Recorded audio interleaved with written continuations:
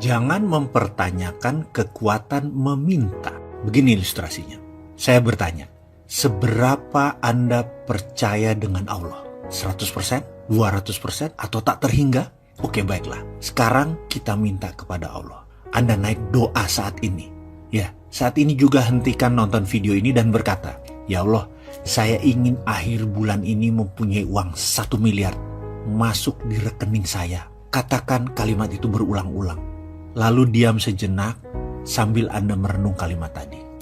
Pada saat hening, tahu-tahu di benak Anda berkata, dari mana uang 1 miliar? Kamu kan hanya pegawai negeri. Atau, bagaimana dapat 1 miliar? Kamu kan cuma ibu rumah tangga. Atau, bagaimana dapat 1 miliar? Kamu kan hanya anak sekolah.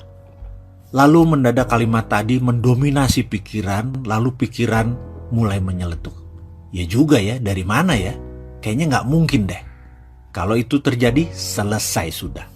Kalimat itu ada dalam hukum alam yang namanya canceling our own pray. Meng-cancel doa kita sendiri. Kita sendiri yang meragukan diri kita sendiri. Kita sendiri yang meragukan Allah. Bisakah Anda percaya 100% bahwa hal itu akan terjadi? Bisa terjadi dan pasti terjadi. Bisakah Anda tidak cancel doa itu? Tidak ada keraguan sedikit pun bahwa itu bisa terjadi. Pertanyaannya, bisakah? Ini adalah permainan keyakinan. Ini adalah permainan ketakwaan.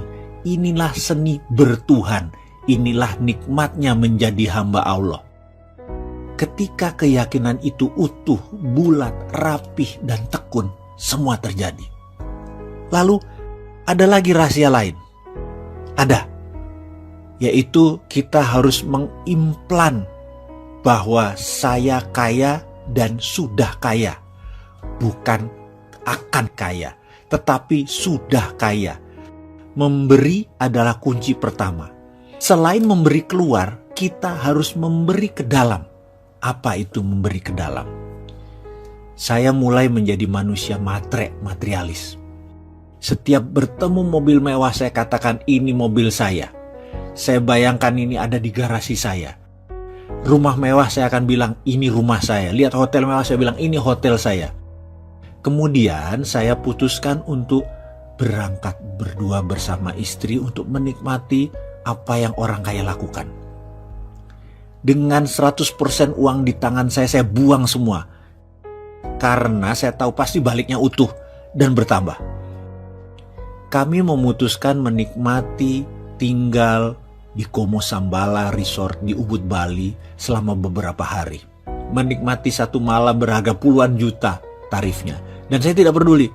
Berangkat dengan first class, layanan hotel bintang 6 atau 5 star with diamond, makan pagi hari bersama penyanyi terkenal Barbara Streisand, esok malam dinner dengan Sting, penyanyi The Police yang sudah berminggu-minggu nginap di Como Sambala.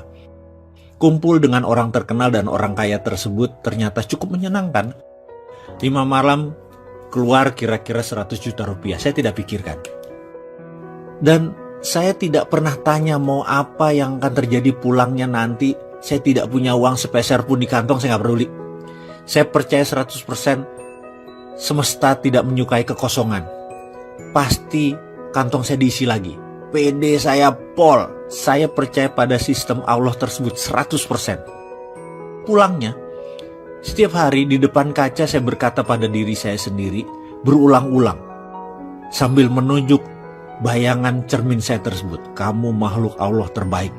Ribuan kali saya ucapkan sambil tersenyum dan terus pumping semangat, menyemangati diri sendiri.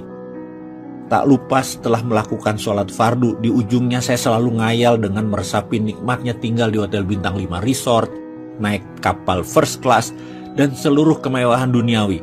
Dan saya tidak cancel apapun. Nikmati saja karena semua sudah terjadi dan saya yang punya itu semua. Receh di kantong dan setiap saat tangan di atas. Itu yang saya lakukan setiap hari. Dan apa yang terjadi?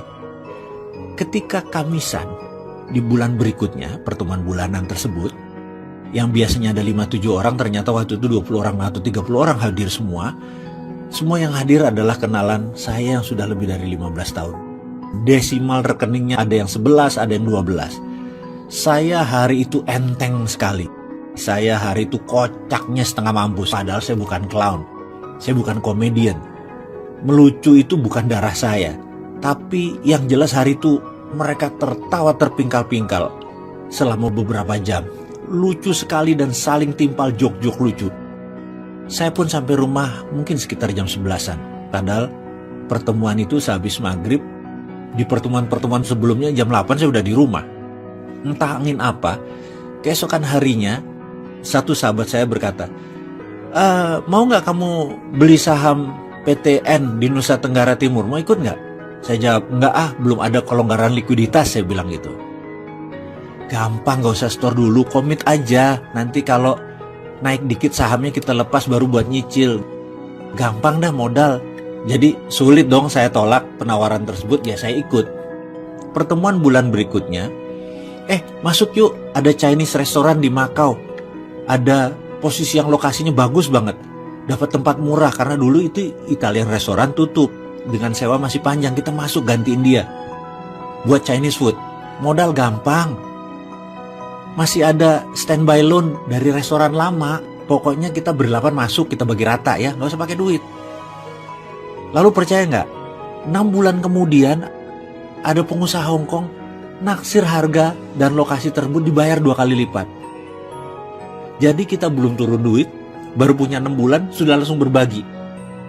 Kesimpulan nggak pakai duit apa-apa, sudah langsung bagi modal. Dan nilainya pun sangat luar biasa. Jadi apa moral story kisah tersebut? Kita lanjut.